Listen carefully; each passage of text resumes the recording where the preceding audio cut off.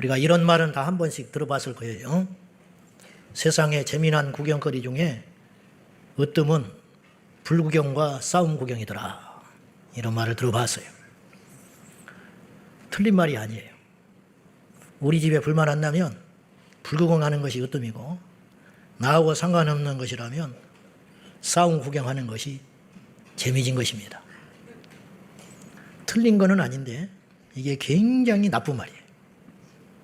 무서운 말이에요. 잔인한 말이죠. 피투성이가 되는 걸 보고 재미를 느끼고, 어떤 사람은 평생 쌓아 올린 재산이 한 줌의 잿더미가 돼가고 있는데 나하고 상관이 없다는 이유로 재미나다. 이게 인간이에요. 인간은 어둠을 빛보다 더 좋아하게 되어 있습니다. 그 좋은 미담은 소문이 늦게 나가요. 나쁘고 악하고 자극적인 소문은 몇 시간이면 전국의 어린아이까지 다 알아버려요. 그 이유가 뭐냐? 인간의 본성이 악하기 때문이에요. 우리가 이렇게 이성이 있어서 체면 때문에 조금 참고 있는 것이지, 어떤 환경만 딱 되면 우리 안에 있는 우리 스스로도 깜짝 놀랄 만큼 악이 확 나와버리는 거예요. 이걸 성경에는 이렇게 정의를 내렸어요. 요한복음 3장 19절입니다. 다 같이 시작. 그 정죄는 이것이니 그 빛이 세상에 왔으되 행위가 악함으로 빛보다 어둠을 더 사랑한 것입니다. 예수님이 이 땅에 빛으로 오셨어요. 근데 사람들이 빛 대신 예수님을 밀어내 자꾸만. 여러분, 예수님이 뭘 잘못했습니까? 미움 살 만한 무슨 일을 하셨습니까? 거짓말을 하셨습니까? 사람을 해롭게 하기를 했습니까? 누구를 패망시키기를 했습니까? 우리처럼 이기심이 있어서 남을 괴롭힌 것도 아니고 욕심을 챙긴 것도 아니고, 예수님이 미움받아야 할 이유가 하나도 없어요. 그런데 사람들이 악하기 때문에 선한 분을 감당을 못하는 거예요. 자기들이 어둠에 쌓여 있기 때문에 빛이 오면 견디지를 못하는 거예요. 아이들이 학교에서 선생님 말을 고번고번 들으면 너 선생님한테 잘 보이려고 그러냐? 그렇게 이야기를 해버려요. 선생님 말을 듣는 게 정상인데 그 정상을 못 견디는 거예요. 유사 이래로 전 세계 학교, 학당, 교육 현장에서 모두 다 이렇게 동서고금을 막론하고 가르쳤을 거예요. 어른을 보면 인사를 잘해라. 그랬을 거 아니에요. 학교에서 이렇게 가르칠 일은 없지. 어른들은 다 구식이다. 그러니까 이만큼도 배울 게 없다. 그러니까 어른을 보면 고개를 빳빳이 들고 그냥 지나가거라. 이렇게 가르치지 않을 거 아니에요. 소변이 메로우면 아무나 싸버려라. 그것이 네가 누릴 수 있는 자윤이라. 그렇게 가르치질 않아. 항상 하는 말이 친구들하고 사이좋게 지내거라. 어른을 보면 인사를 잘하거라. 부모에게 공경을 하거라. 쓰레기는 버리지 말고 쓰레기통에 버리거라. 근데 이상하게 사람들은 어둠을 더 따라가기 있습니다. 어둠을 더 빨리 배우고 어둠의 일을 좋아해요. 왜 그러냐? 인간 안에 죄가 있기 때문에 그래요. 이게 누가 너 죄인이야? 그렇게 말을 해줘서 내가 죄인이구나. 난 몰랐네? 나는 죄인인지 몰랐어. 그게 아니고 우리가 조금만 양심의 잣대로 우리 스스로를 돌아보면 다 우리가 악한 죄인인 것을 스스로 우리가 증명하며 살고 있다. 그런 뜻이에요. 제 스스로에게 이런 생각을, 이런 질문을 많이 해봐요. 너 예수 안 믿었으면 지금 어떻게 살 것이냐? 저는 예수 안 믿었어도 열심히는 살 것 같아. 체질상. 남한테 말 듣기 싫고 가난하기 싫고 뒤처져서 그렇게 살고 싶지 않으니까 좀 열심히 살 것 같아. 그것도 장담 못하지만은, 그러나 한 가지 분명한 것은 나는 예수 안 믿었으면 진리에 관심 없어요. 그러면 뭘 관심을 두고 사느냐? 어떻게 하면 돈을 벌어볼까? 어떻게 하면 저 사람보다 내가 무시받지 않고 살까? 어떻게 하면 내가 이 경쟁 세상에서 한번 멋지게 살아볼까? 이런 생각만 하고 살 것이지. NAP? 그게 뭔데? 동성애? 야야, 그런 소리 하지도 마. 나만 안 하면 되지 나도 그러든지 말든지. 그렇게 살아갈 사람이다 이 말이에요. 저는 그렇게 살 사람들이에요. 진리나 참된 가치에 대해서는 이만큼도 관심을 두지 않고 오직 내 유익이나 만족에 내 인생의 전부를 걸고 살아갈 사람이었을 것이다. 저만 그러냐? 여러분도 다 똑같아요. 설령 10,000명 중에 하나가 그렇게 살고 싶지 않아. 이건 사는 게 아니야. 근데 답을 몰라. 진리가 뭔지를 몰라. 방법을 몰라서라도 살고 싶은데 못 살아. 지금 세상이 그렇게 돼 있어요.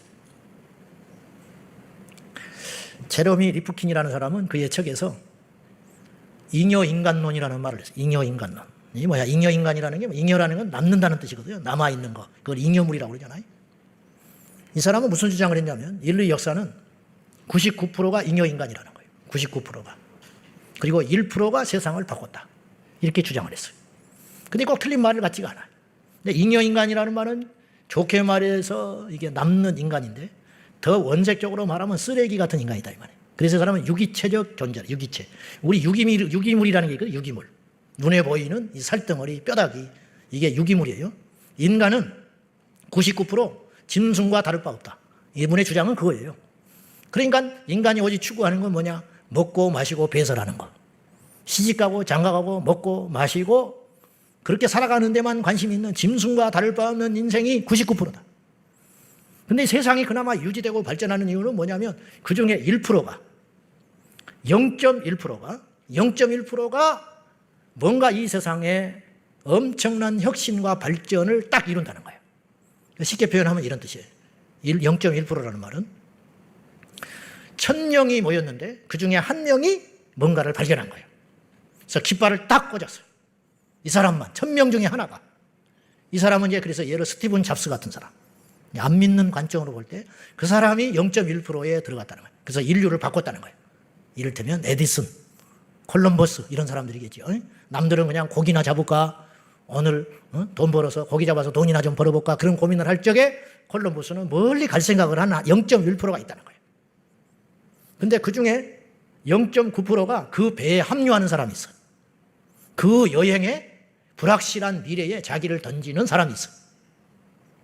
스티븐 잡스가 컴퓨터를 만들 때 일찍이 거기에 투자한 사람이 있었어. 그 사람이 0.9%. 그래서 이제 1%인데 1,000명이 모이면 한 명이 가서 깃발을 꽂아. 그럼 9명이 그 깃발 뒤로 모여들어. 그리고 나머지 990명은 관심이 없어. 이게 잉여인간이다 이 말이에요. 얼마나 맞는 말이요? 이 땅의 그리스도인들도 마찬가지. 1,000명이 모이면 한 사람이 진리의 눈을 떠요. 그 진리를 외쳐. 그러면 나머지 9명이 그 진리에 동조를 해.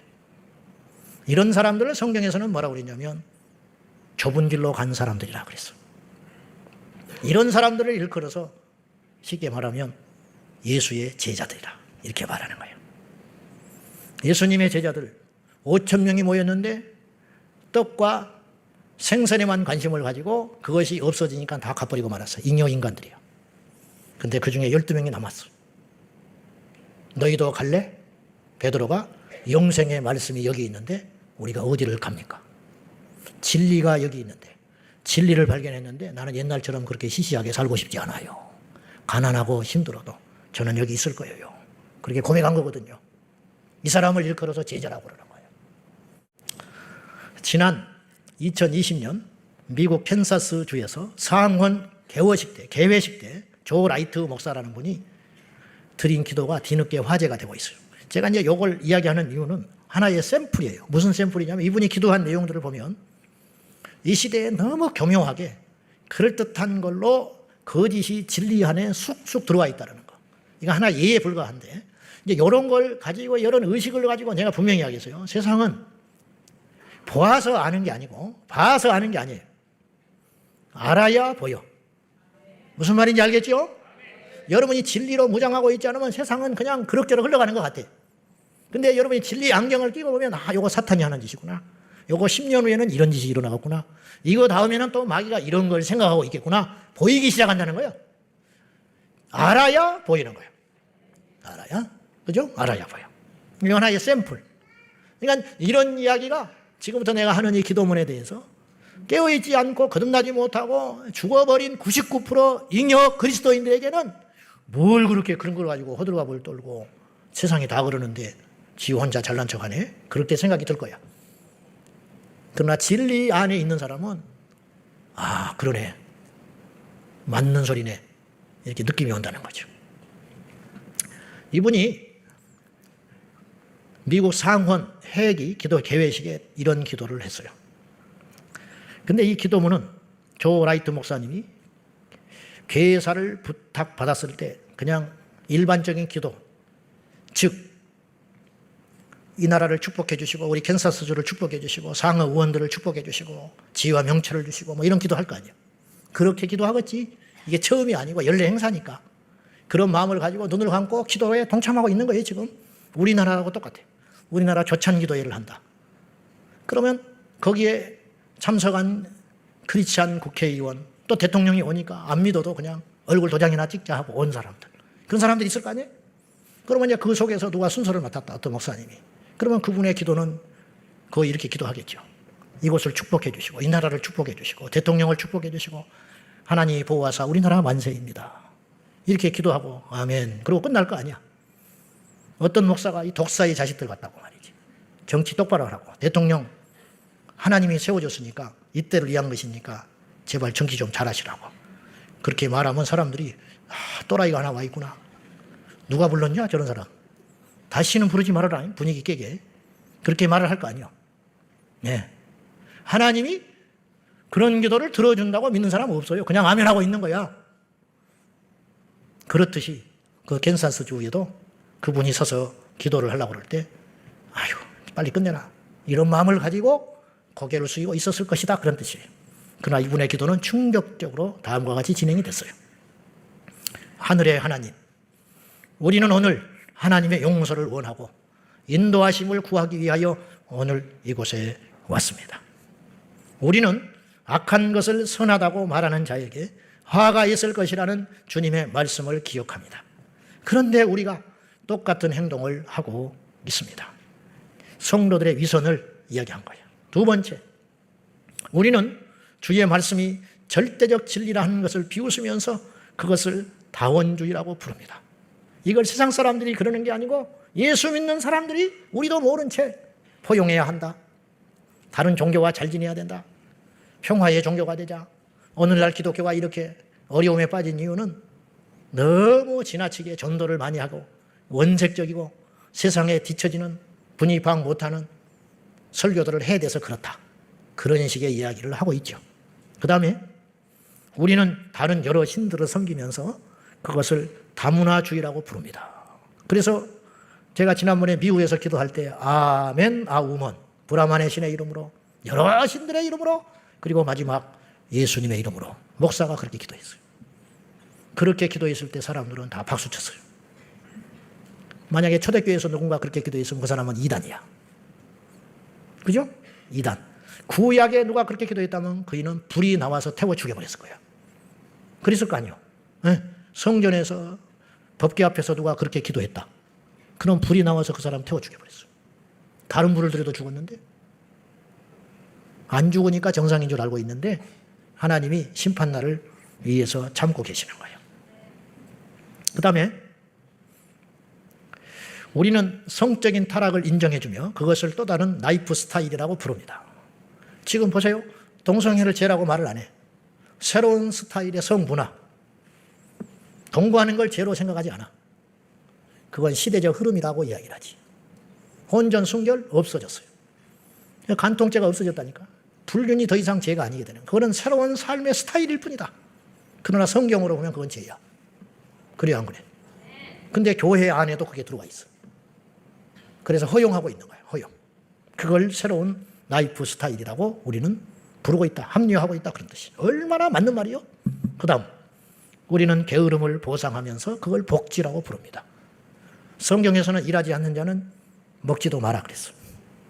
근데 복지는 인본주의적 복지가 생겨가지고 성경에 반대하는, 사람은 심는 대로 거두는 법인데 심지 않아도 거두는 세상을 만드는 거야.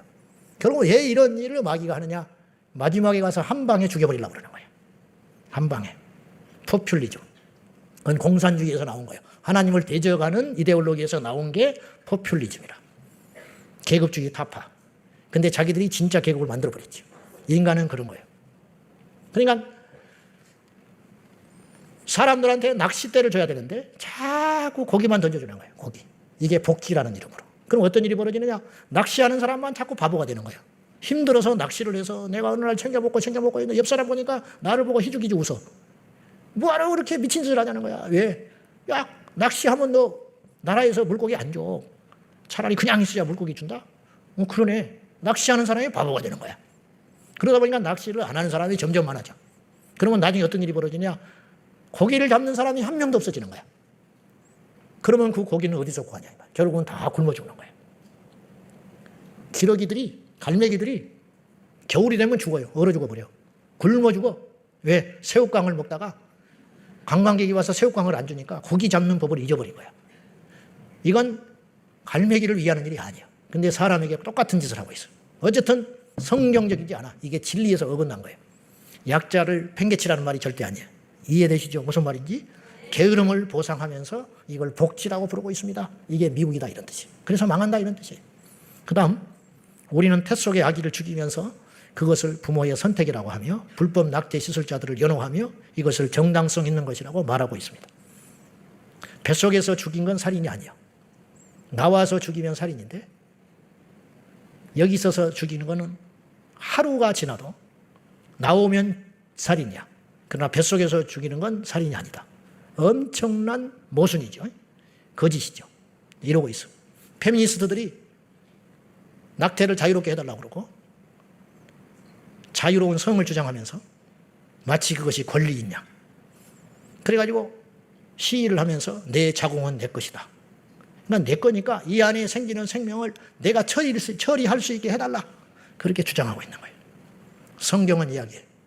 태중의 아이는 여호와의 성급이니라. 진리를 벗어난 거죠. 근데 성도들도 이런 생각에 사로잡혀 있어요. 성경에 분명히 하나님의 것이라고 했는데 자기 것이라고 주장하는 성도가 있어요. 목사가 있어. 그건 뭐냐? 진리에서 벗어난 자라는 거예요. 그 다음 우리는 자녀를 내버려 두고 제대로 훈육하지 않으면서 자존심을 세워준다고 합니다. 애들의 인권. 애들이 기 죽을까 봐 여러분 애들은 기가 죽어야 됩니다. 요새는 기가 너무 살아서 싸가지가 없어서 난리예요. 달라들고 뭐라 하면 말대꾸하고 기가 너무 살아가지고 학교에 가서도 선생님한테 달라들어.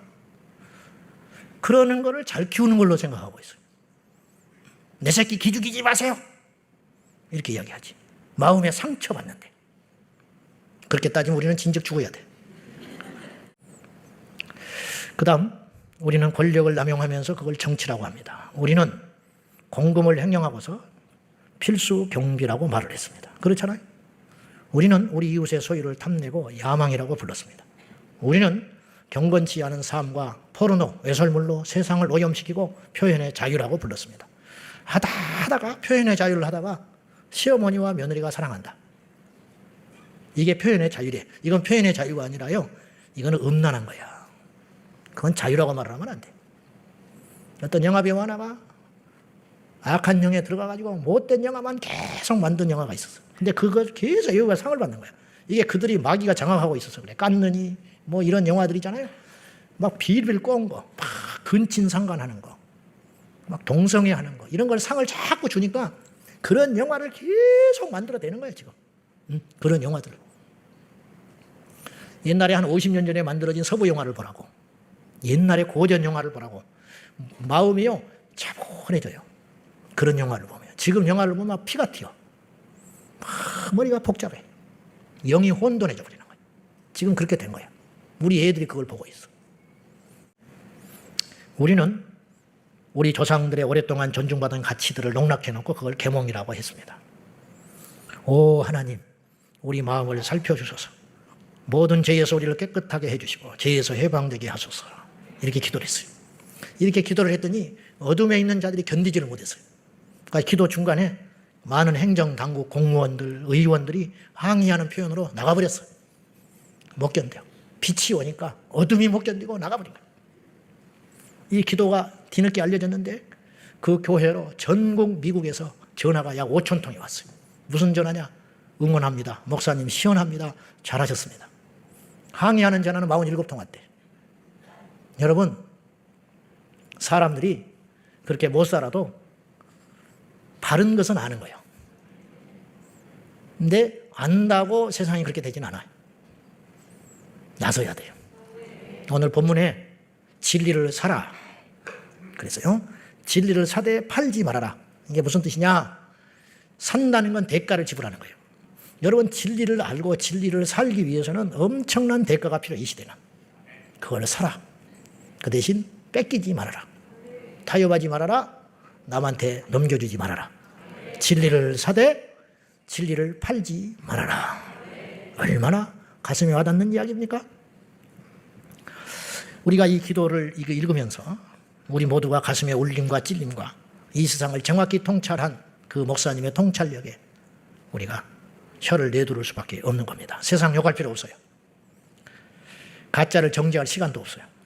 그러기에 우리 자신이 너무 타락해버렸어요. 너무 변질됐어요. 조 라이트 목사님의 기도는 진리와 거짓, 빛과 어둠의 혼합주의를 정확히 진단하고 있습니다. 우리는 진리 안에 있습니까? 우리는 제대로 가고 있는 겁니까? 우리는 진리를 지키기 위해서 싸울 준비가 되어 있습니까? 어떤 불이익과 불편과 고통을 감수하고서라도 진리를 위한 싸움의 행진을 포기하지 않고 계속할 용기가 있으신가요? 기도하십시다. 하나님 아버지, 진리를 알지니 진리가 너희를 자유롭게 하리라. 진리를 알지니 진리가 너희를 천국으로 인도할 것이고 진리가 너희를 힘있게 할 것이고 너희를 지켜주리라. 말씀하시는 아버지, 세상에는 항상 어둠이었고 거짓이었고 음란했습니다. 문제는 이것이 교회로 들어오고 있습니다. 우리 안에 들어오고 있습니다. 주여, 진리에 굳게 서서 대적하고 싸우게 하여 주시옵소서. 분별하게 하여 주옵소서. 눈이 떠지게 하여 주옵소서. 예수님의 이름으로 기도하옵나이다. 아멘.